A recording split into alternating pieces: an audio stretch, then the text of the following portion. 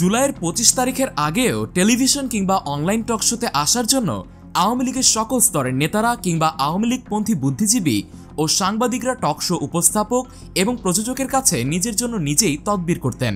কিন্তু জুলাই মাসে ছাত্র জনতার আন্দোলন তীব্র থেকে তীব্রতর হয়ে উঠলে টক শোতে তারপর আর দেখা মেলেনি আওয়ামী লীগের কোনো সমর্থককে। শেখ হাসিনার পতনের 2 মাসের বেশি সময় অতিবাহিত হয়ে গেলেও এখনও টকশোগুলোতে আওয়ামী লীগের কোনো লোকজনের দেখা মিলছে না। এক সময়কার গলা উঁচু করে কথা বলা সেই আওয়ামী লীগ নেতারা শেখ হাসিনা ও শেখ মুজিবের প্রশ্নে আপোষহীন বলে কথা বললেও আজ তারা আত্মগোপনে। শেখ হাসিনার আমলে যারা টকশোতে নিয়মিত অংশ নিতেন, টকশো প্রযোজকদের পক্ষ থেকে তাদের সাথে যোগাযোগ করা হলে এখন তাদের টেলিফোন নাম্বার কিংবা মোবাইল নাম্বার বন্ধ পাওয়া যাচ্ছে। ভিন্ন মাধ্যমে যোগাযোগ করা হলেও টকশোর সেই বক্তারা এখন আর টকশোতে আসতে চাচ্ছেন না বলে জানিয়েছে একাধিক টকশো প্রযোজক। এমনকি নিরাপত্তার জন্য তাদের সাথে যোগাযোগ করতেও বারণ করা হচ্ছে। যদিও একসময় টকশো প্রযোজকদের একটি ফোন কিংবা একটি মেসেজের অপেক্ষায় বসে থাকতেন এসব আওয়ামী লীগের সমর্থকেরা। ক্ষমতার দম্ভে প্রতিপক্ষ বক্তাকে অনেকে কিছুই মনে করতেন না শেখ হাসিনার আমলে।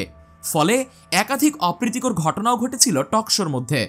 টকশোতে দালালি করে মোটা দাগে সাম্প্রতিক সময় 3 জন ব্যক্তি বেশ সুবিধা অর্জন করেছিল। তাদের মধ্যে প্রথমজন নাইমুর ইসলাম খান। টকশোতে তিনি যেভাবেই হোক আওয়ামী লীগের পক্ষের দালালি করতেন। সেই দালালির পুরস্কার হিসেবে স্বঘোষিত রাজাকারের সন্তান হলেও মুক্তিযোদ্ধার চেতনা বিক্রি করা সরকার তাকে প্রধানমন্ত্রীর প্রেস সচিব হিসেবে নিয়োগ দেন। প্রধানমন্ত্রীর কার্যালয়ে নিয়োগ পাওয়ার পরে তিনি আর কোনো টকশোতে তেমন একটা অংশগ্রহণ করেননি। কিন্তু জুলাই আগস্টের হত্যাকাণ্ডের সময় তিনি একবার একাধিক টেলিভিশন টকশোতে উপস্থিত হয়ে শেখ হাসিনার পক্ষে কথা বলতে দেখা গেছে।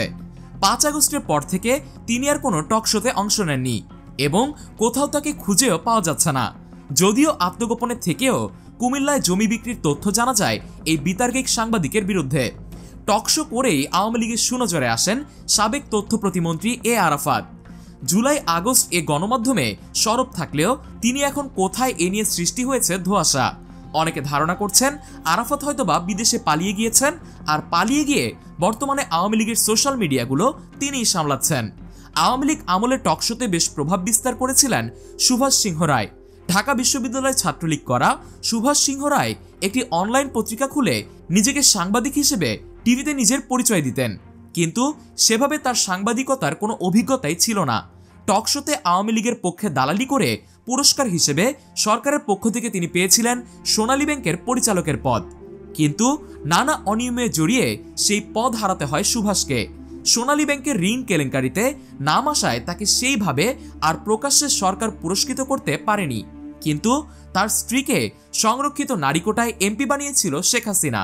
এছাড়াও আওয়ামী লীগের পক্ষে টকশোতে অংশ নেয়া বি গ্রেডের নেতা ও সাংবাদিকদের এখন খোঁজ তো দূরের কথা, তাদের অস্তিত্ব কোথাও লক্ষ্য করা যাচ্ছে না। তবে লক্ষ্য করা গেছে আওয়ামী লীগপন্থী কেউ টকশোতে না এলেও এতে করে কোনো প্রভাব পড়ছে না টকশোগুলোতে।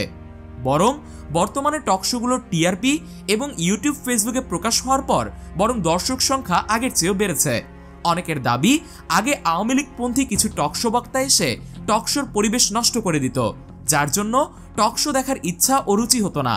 তবে এখন বিরোধী পক্ষের কেউ না থাকলেও বর্তমান সরকারের সমর্থক হয়েও টকশোর বক্তারা ইউনূস সরকারের সমালোচনা করছেন, যা টকশোগুলোতে ভিন্ন মাত্রায় এনে দিয়েছে। দেশের সর্বপ্রথম ও সর্ববৃহৎ টকশো অনুষ্ঠান তৃতীয় মাত্রায় গত 2 মাসে দেখা গিয়েছে একসময় যারা দেশের নিষিদ্ধ অবস্থায় ছিলেন সেসব প্রবাসীকে টকশোতে এখন নিয়মিত অতিথি হিসেবে ডাকা হচ্ছে। এদের মধ্যে অন্যতম অনুসন্ধানী সাংবাদিক জুলকারনাইন সায়ের ও লেখক আব্দুস সালাম ফাহাম।